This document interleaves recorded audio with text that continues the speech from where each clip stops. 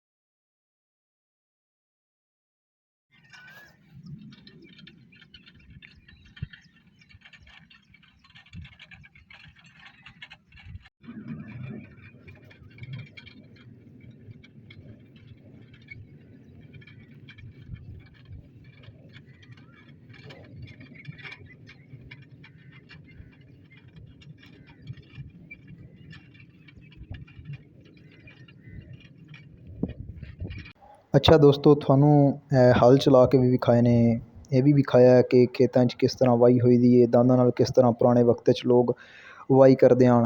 तो ये सारा कुछ थानू विखाया है। और इस तरह की मज़ीद अच्छी अच्छी वीडियो वेखण लई मेरे चैनल नू सबसक्राइब करना तो लाइक करना हरगज़ नहीं भुलना, क्योंकि यह चीज़ां बिल्कुल हुण तो तकरीबन नापैद हो चुकियां ने। लोग इन्हां चीज़ों तो जान छुड़ा रहे हैं क्योंकि यह सारा काम हुंदा शौक नाल। तो इस वास्ते मैं थानू पंजाब के हवाले नाल हर तरह की, क्योंकि टाइम ही जिस तरह नाल मिलता रहा, थोड़े प्यार नाल थोड़े तावन नाल चलना है। तो इस तरह मैं थानू पंजाब के हवाले नाल सारी कल्चर टोटली शो करांगा इंशाअल्लाह। और मेरे चैनल नू लाजमी लाइक तो सबसक्राइब करना है। ठीक है, प्यार मुहब्बत।